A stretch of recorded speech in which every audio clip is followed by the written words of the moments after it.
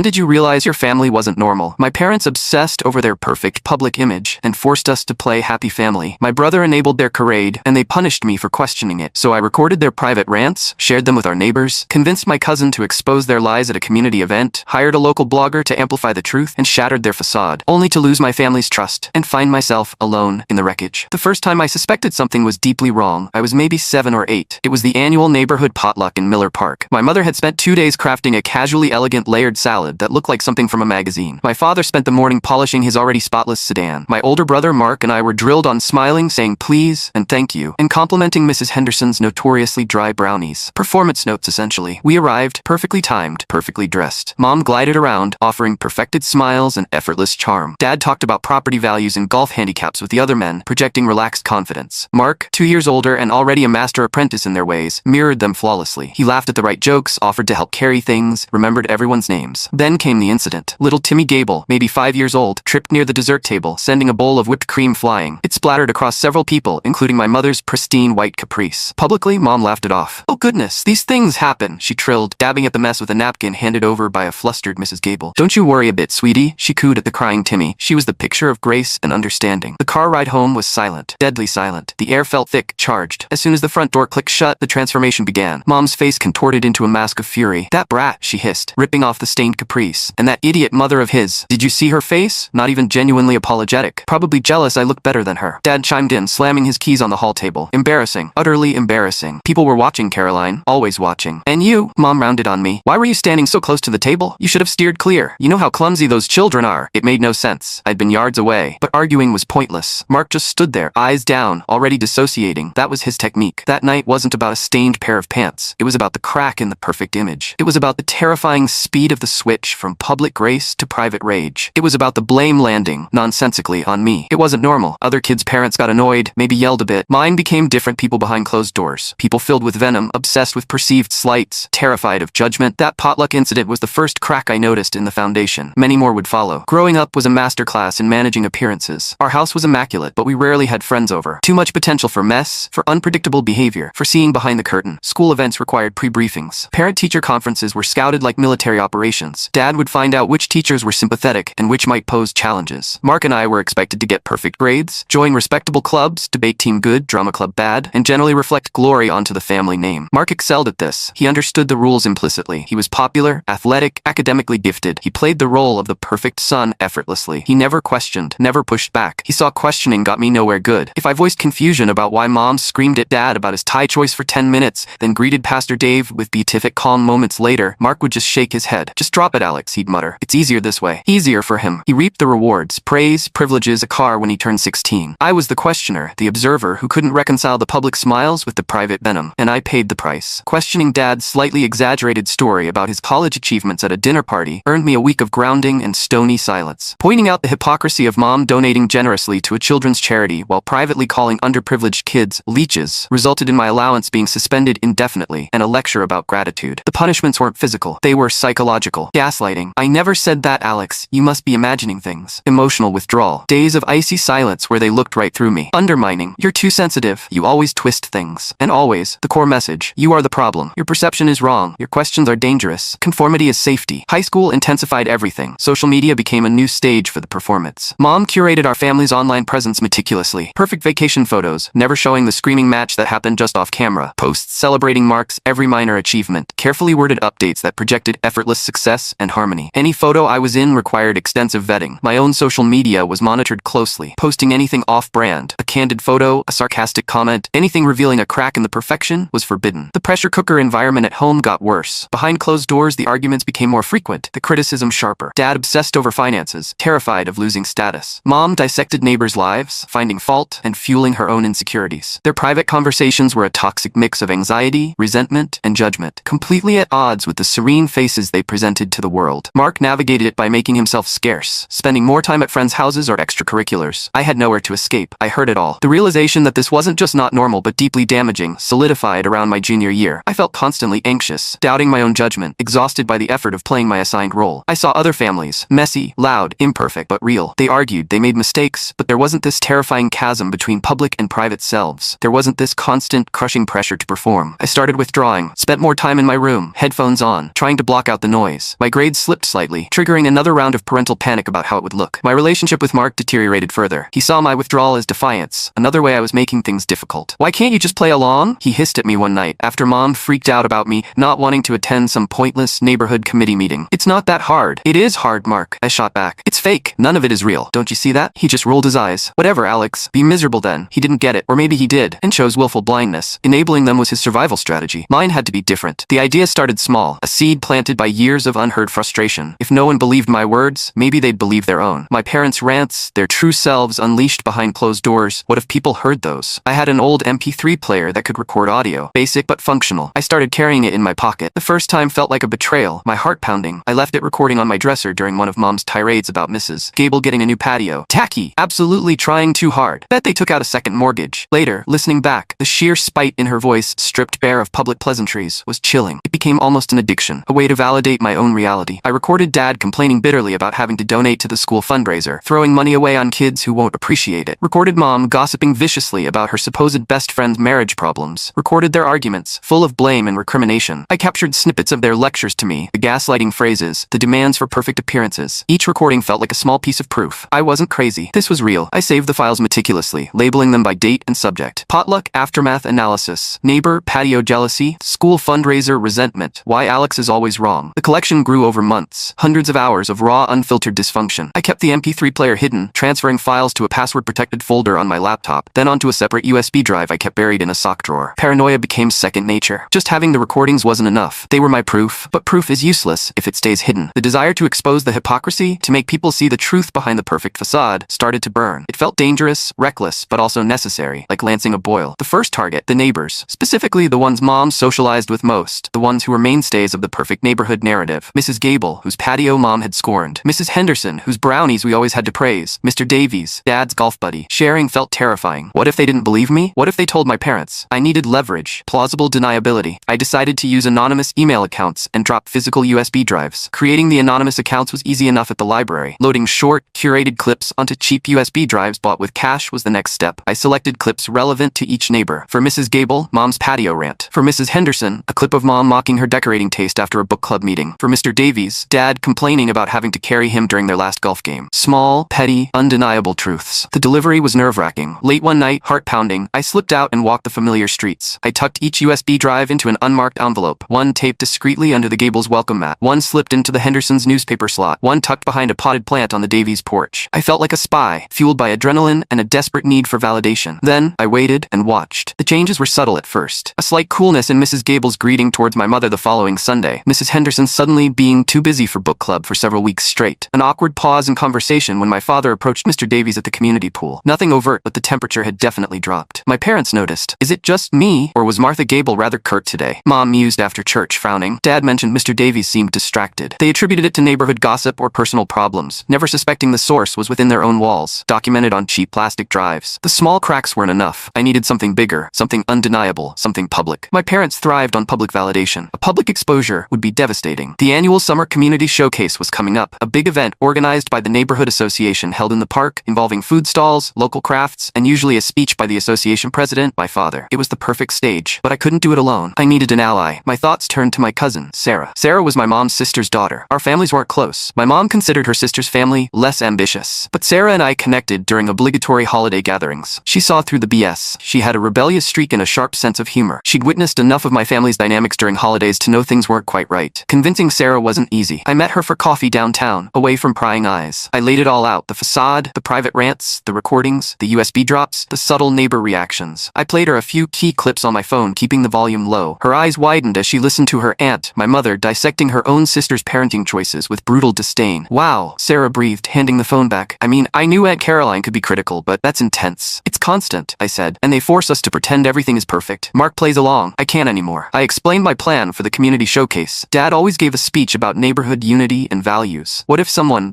related, but not immediate family, asked a pointed question afterward, or made a comment referencing the hypocrisy? Sarah hesitated. Alex, this is huge. Your parents will explode. They'll cut you off. They practically have already, I said, the bitterness sharp in my voice. They value image over everything, over me, over truth. I need people to see it. Will you help me? I told her about the recordings, how I could get more specific examples to her. She chewed her lip, thinking. Sarah disliked my parents' snobbery, their subtle digs at her own family. Maybe she saw this as a chance for a little payback, or maybe she genuinely felt for me. Okay, she said finally. Okay, I'll do it, but you owe me, big time, and we need a solid plan. We spent the next 2 weeks strategizing. Sarah would attend the showcase with her parents, my aunt and uncle who usually came. During the Q&A after Dad's speech, or even just milling around near influential neighbors afterward, she'd bring up something specific. We decided she'd reference the contrast between Dad's speech on community spirit and specific instances of negativity from the recordings. Perhaps the comments about the school fundraiser or disdain for families needing assistance. We chose phrases she could use that sounded almost innocent, like she was genuinely confused by the discrepancy. Uncle Robert, that was a lovely speech about supporting all our community kids. It just made me think of that school fundraiser you were worried about funding, planting seeds of doubt publicly. I fed her specific, verifiable quotes from the recordings via encrypted text messages. We rehearsed possible questions and answers. The risk felt enormous, but having Sarah on board, having an ally, felt like a lifeline. The day of the community showcase arrived bright and sunny. Perfect weather for a public implosion. My parents were in high-performance mode. Dad practiced his speech in the mirror. Mom coordinated outfits. Mark was tasked with schmoozing key members of the association board. I was instructed to smile, look supportive, and stay out of the way. The park buzzed with activity. Fake smiles were everywhere. My dad took the makeshift stage, radiating confidence and civic virtue. He spoke eloquently about shared values, mutual support, building a better future together. It was a masterpiece of hollow rhetoric. As he finished to polite applause, my stomach churned. Sarah made her move during the mingling afterward. I watched from a distance, pretending to examine a craft stall. She positioned herself near the Gables and Hendersons, who were talking to my father. Uncle Robert, that was such an inspiring speech, Sarah said, her voice carrying slightly. Especially the part about supporting everyone in the community. It really made me think. Dad beamed. Thank you, Sarah. That's what we strive for. It's just, Sarah continued, tilting her head with practiced innocence. Sometimes it feels like there's a disconnect. Like, I remember Aunt Caroline being so upset about the Millers needing help with medical bills last year. It sounded like she felt they weren't really deserving. Silence. A sudden, awkward silence fell over the small group. Mrs. Gable exchanged a quick, knowing look with Mrs. Henderson. My father's smile froze. My mother, standing nearby, visibly stiffened. Sarah, I think you must have misunderstood, Mom cut in smoothly, stepping forward. Of course, we support everyone. Oh, maybe, Sarah shrugged lightly. It was just something I overheard. Like that time Uncle Robert was so frustrated about the waste of money on the new school playground equipment. My father's face turned pale, then flushed red. He opened his mouth, but no sound came out. The neighbors shifted uncomfortably, murmuring excuses and quickly dispersed. Sarah gave me a tiny, almost imperceptible nod before rejoining her parents. The fallout was immediate, though contained for now. The car ride home was volcanic. How dare she? Mom shrieked, her voice trembling with rage. In public, saying those lies. They weren't lies, I said quietly from the back seat. Both my parents whipped around. What did you say? Dad demanded, his voice dangerously low. She heard you, just like I hear you all the time, I said, meeting his glare. You put her up to this, Mom accused, pointing a finger at me. This has your fingerprints all over it. Trying to embarrass us, trying to destroy this family. This family is built on lies, I yelled back, years of resentment boiling over. The perfect image is a joke, and people are starting to see it. Dad slammed on the brakes, pulling over sharply. He turned fully in his seat, his face inches from mine. You listen to me, he snarled. You will stop this. Now, whatever you think you're doing, it ends, or you will find yourself with nothing. No support, no college fund, nothing. Do you understand me? The threat hung heavy in the air. Mark sat beside me, staring straight ahead, pretending he wasn't there. I understood. I understood that the truth was the one thing they couldn't tolerate. I understood that I was disposable if I threatened the facade, and I understood that I couldn't stop now. Sarah's public questions had cracked the surface. Now, I needed to shatter it completely. Sarah's comments at the showcase created ripples, but not the tidal wave I needed. People gossiped, yes. My parents were subject to awkward silences and averted gazes, but the core facade, protected by years of careful construction and social inertia, largely held. People were reluctant to believe the worst, or perhaps just didn't want the drama. My parents doubled down, playing the victims of misunderstood remarks and family jealousy, conveniently blaming Sarah and her less successful parents. I realized I needed something more sustained, more official sounding than whispers and awkward encounters. I needed amplification. I needed someone who traded in local truths and wasn't afraid to publish them. I needed Ben Carter. Ben ran the Oakwood Observer, a hyper-local blog known for its mix of community news, restaurant reviews, and occasional muckraking pieces about town council decisions or shady business practices. He wasn't mainstream media, but in our self-contained suburban world, his blog was widely read and discussed. People trusted Ben to call out BS. If he reported something, it gained instant credibility. Getting to Ben was risky. I couldn't use my real name initially. I created another anonymous email address. The subject line read, Story Tip, the truth behind Oakwood's perfect family. In the email, I laid out the basics, careful not to reveal my identity. I described a prominent local family obsessed with image, the deep hypocrisy behind their public persona, and mentioned I had concrete proof of their private attitudes, audio recordings. I asked if he'd be interested in investigating further, ensuring anonymity for his source. Ben replied within hours. Intrigued. Proof is key. How can we verify? This was the critical step. I needed to give him enough to hook him, without exposing myself prematurely. I suggested a dead drop for a sample of the evidence. The USB drive, again containing a few particularly damning audio clips, redacted to remove my own voice or identifying context where possible, and a brief, typed summary of the situation, emphasizing the contrast between public public actions, charity donations, community speeches, and the private sentiments expressed in the recordings. I proposed leaving the drive taped under a specific bench in the less visited section of Miller Park at midnight. He agreed. The midnight drop felt like something out of a spy movie. The park was dark and silent. My hands trembled as I taped the small envelope under the designated bench. I half expected my parents or the police to jump out from behind a tree. I got back home, heart pounding, undetected. 2 days later, Ben emailed back. Listen to the audio. Compelling. Disturbing. Need to talk. Suggest coffee. Public place. Daytime. You approach me. I'll be at the Daily Grind, 10 a.m. tomorrow, reading a copy of Oakwood Life magazine. Meeting Ben felt like crossing the Rubicon. I chose a simple disguise. Baseball cap, sunglasses, nondescript clothes. Walking into the Daily Grind, my stomach was in knots. Ben was there, exactly as described. He looked like a typical, slightly harried local journalist. Maybe late 30s, needing a haircut, intense eyes. I sat down at his table. Mr. Carter, I'm the source. My voice was barely a whisper. He looked up, assessing me. Thanks for coming. Call me Ben. And you are? I hesitated, then gave him my first name. Alex. What I heard was pretty raw. How much more is there? Hours, I said. Years worth. And it's definitely them? Your parents? Yes, undeniably. Why are you doing this? He asked it directly, no judgment in his voice. Because the hypocrisy is suffocating, I said, the words tumbling out. They care more about appearances than anything real, than their own kids. They manipulate, they lie, they punish anyone who questions the perfect family script. People need to know what they're really like. Ben nodded slowly, absorbing it. Okay, here's the thing. I can't just run anonymous audio clips. People will question the source, the context. I need corroboration, other voices, people willing to go on record, even anonymously. I told him about Sarah, my cousin, how she'd already spoken out subtly at the showcase. I told him about the neighbors, the USB drops, the subsequent coolness, suggesting he could potentially speak to them, off the record, about shifts they'd noticed. I offered him the full archive of recordings, letting him choose what was relevant, what could be verified or contrasted with public statements or actions. And what about you, Alex? Ben asked. Are you prepared for the fallout? If I run this, even keeping you anonymous, your parents will know it came from inside the house. They'll know it was you. I know, I said grimly. There's no going back anyway. They already suspect me after what Sarah did. All right, Ben leaned back. Give me the full archive. Give me your cousin's contact info, with her permission. Let me do some digging. Talk to a few people discreetly. If it holds up, I'll write the story. But it needs to be solid. Getting the full archive to him securely was the next challenge. We arranged another dead drop, this time for the master USB drive containing everything. I also texted Sarah, explaining the situation with Ben. She was nervous, but agreed to speak to him anonymously, confirming what she'd witnessed and her reasons for speaking out at the showcase. Ben went to work. He was careful, methodical. He contacted Sarah. He apparently had quiet, off-the-record chats with Mrs. Gable and Mr. Davies, who confirmed shifts in their perception based on things they'd heard. He cross-referenced recordings with dates of public events or statements my parents had made. A week later, Ben emailed me a draft. The headline was simple: The Perfect Facade. Cracks appear in Oakwood's first family. The article was devastatingly effective. It didn't rely solely on the recordings, but used them as anchors. Ben contrasted Dad's community speeches with audio clips of him disparaging local initiatives. He quoted Mom's public praise for Friends against recordings of her vicious gossip about them. He included Sarah's anonymous account of the pressure to maintain appearances during family events. He mentioned the recent unexplained coolness from longtime neighbors. He didn't name me as the source, referring only to audio evidence provided to the Observer and sources close to the family. But the picture painted was undeniable. A family obsessed with image, riddled with hypocrisy, and privately miserable. Ben posted the article on a Sunday evening, prime time for local blog reading. The explosion was immediate. The Oakwood Observer website nearly crashed. The comment section lit up. Shock, disbelief, but also validation from people who had long sensed something off. Mentions popped up on local Facebook groups. By Monday morning, it was the only thing anyone in our town was talking about. I was at school when it hit peak velocity. Whispers followed me down the hall. People stared, then quickly looked away. Mark found me between classes, his face pale and furious. What did you do? He hissed, grabbing my arm. I told the truth, I said, pulling away. You destroyed us. You destroyed everything. He looked genuinely panicked. His carefully constructed world, mirroring our parents, was crumbling. It was already destroyed, Mark. It was just hidden. He stared at me, incomprehension and anger warring on his face. Then he turned and walked away, disappearing into the crowd. The real confrontation happened when I got home. My parents were waiting in the living room. Copies of Ben's article, printed out, lay scattered on the coffee table. Mom was weeping hysterically. Dad stood by the fireplace, his face like stone, radiating cold fury. So, Dad said, his voice dangerously quiet, the blogger, the recordings, your cousin, this was all you. It wasn't a question. I didn't deny it. You didn't leave me any choice. You wouldn't listen. No one would. Choice? Mom shrieked through her tears. You call this a choice? Ruining us? Humiliating us in front of everyone? You humiliated yourselves, I said, my voice surprisingly steady. With your lies, your hypocrisy, your obsession with what other people think. We gave you everything. Dad suddenly roared, taking a step towards me. A beautiful home, opportunities, a good name, and you throw it all away, drag it through the mud because you're selfish and ungrateful. A good name built on lies isn't worth anything, I retorted, and the price for living here was silence and pretending. I couldn't pay it anymore. Get out, Dad said, his voice dropping back to that icy calm. What? Get out. Pack a bag. You are no longer welcome in this house. You have betrayed this family in the worst possible way. You are no longer our daughter. Mom sobbed louder, but didn't contradict him. Mark, who must have come home earlier, watched silently from the doorway, his expression unreadable, but offering no support. The finality of his words hit me. I had known this was possible, likely even, but hearing it spoken, seeing the absolute lack of love or even concern in their eyes, only rage and wounded pride, was devastating. I had shattered their facade, yes, but I had also shattered my family. I went upstairs numbly, packed a backpack with clothes, my laptop, the few personal items that mattered. No one spoke to me. No one tried to stop me. As I walked out the front door, leaving behind the house where I grew up, the house that was both a prison and the only home I'd known, I saw Mrs. Gable across the street, peering through her curtains. The perfect neighborhood was watching the perfect family implode. I walked down the street, backpack heavy on my shoulders, the keys to the house feeling like lead in my pocket. I had nowhere to go. Sarah lived an hour away, and dragging her further into this felt wrong. I had a little money saved from a summer job, enough for maybe a week in a cheap motel. The reality crashed down. I had done it. I had exposed the truth. The facade was shattered. Ben Carter's blog was still buzzing. Follow-up pieces were planned. The local paper was sniffing around. My parents' carefully curated world was in ruins. They were facing social ostracism, whispered condemnations, the loss of the respect they craved above all else. But their ruin felt strangely hollow. It didn't bring the satisfaction I thought it would. Because sitting there on a bench in Miller Park, the same park where the potluck incident had first opened my eyes years ago, watching families play, hearing snippets of normal conversation, I felt utterly, terrifyingly alone. My phone buzzed. A text from Mark. They're saying they'll cut off your college fund. You need to apologize. Try to fix this. Fix this? Apologize for telling the truth? I typed back a single word. No. He didn't reply. I had won in a way. I had brought the secrets into the light, but the victory felt pyrrhic. I had recordings, blog posts, shattered illusions. What I didn't have was a family. Their trust, however warped and conditional it had been, was gone forever. My brother, who chose conformity over truth, was lost to me. My parents saw me not as their child, but as a traitor.